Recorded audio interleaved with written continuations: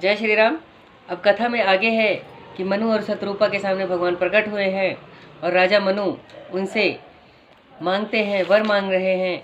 तो भगवान ने कहा कि जो मांगना है वह वर मांग सकते हैं। तो मनु बोले, हे दानियों में शिरोमणि, हे कृपा निधान स्वामी, मेरे सच्चे भाव से मैं कहता हूँ कि आपके समान पुत्र चाहता हूँ, भगवान राम के समान पुत्र चाहता हूँ, प्रभु से क्या छिपाऊँ। देख प्रीति सुन बचन अमोले, एवं मस्त करुणा निधि बोले, आप सरिस खोजऊ कहाँ जाई, नृप तव तनय होब मैं आई।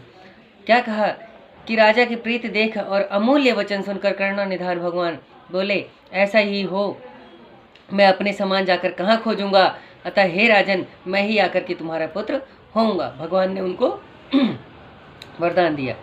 सतरूप बिलोकी कर जोरे, देवी मांगू बरु जो रुचि तोरे, जो बरुनाथ चतुर नृप मांगा, सोई कृपाल मही अति प्रिय लागा। प्रभु परंतु सुट्टी होथी ढिठाई, यद्यपि भगत हित तुम ही सोहाई।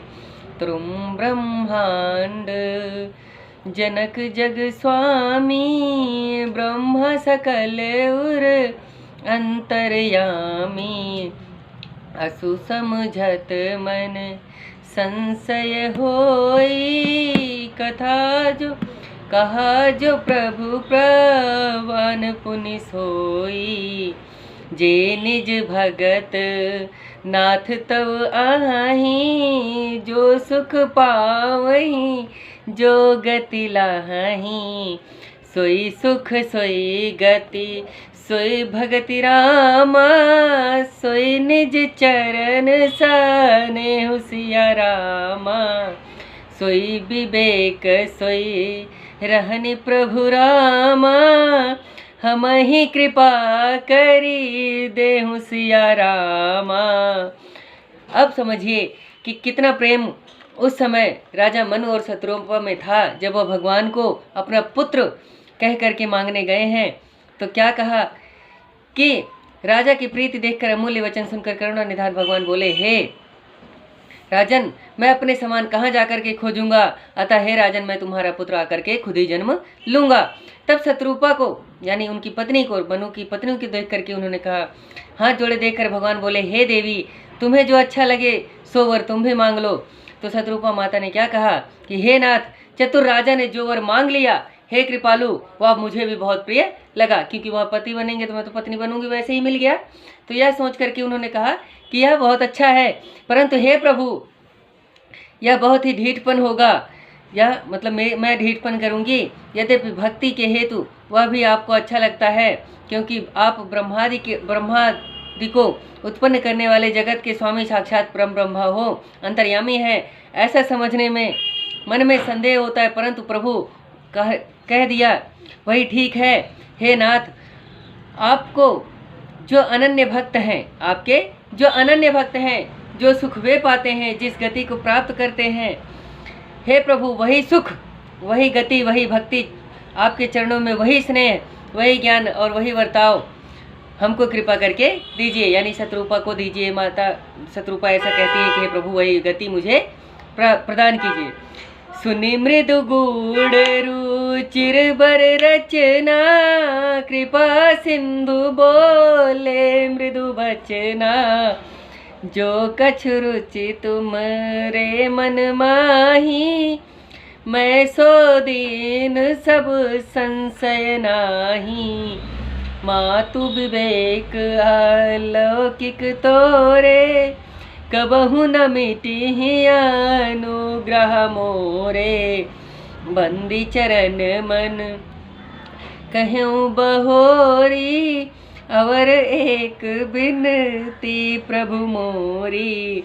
सुत विषयिक तव रव पद हो, मोहि बड़ मूढ़ का है किनको। फनि मनि बिनु जिमि जल बिनु मीना, मम जीवन तिमि तुमहि अधीना। अस बरु मांग चरण गहिरऊँ, एवमस्तु करुणानिधि कहेऊँ। अब तुम मम अनुशासन मानी, बसहु जाई सुरपति रजधानी। तहाँ कर भोग विलास, तात गए कछु काल पुनि, हुई हूँ अवध भुआल, तब मैं होव तुम्हार सुत। अब भगवान ने कहा कि माता की सुंदर वाणी सुन करके कि शत्रुपा रानी को कोमल वचन और गूढ़ वाक्य रचना सुनकर कृपा निधान भगवान हंसकर बोले कि हे माता, जो कुछ तुम्हारे मन में अभिलाषा है, जो कुछ आपने कहा और जो कुछ आपने नहीं कहा, वह सब मैं आपको देता हूँ, उसमें कोई संदेह नहीं है। हे माता, मेरी कृपा से तुम्हारा दिव्य ज्ञान कभी नहीं मिटेगा।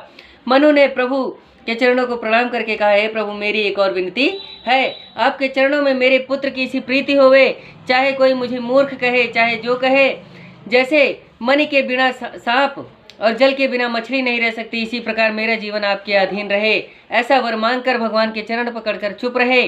तब करुणा निधान भगवान बोले, ऐसा ही हो, अब तुम मेरी आज्ञा मानकर इंद्र की राजधानी अमरावती में वास करो।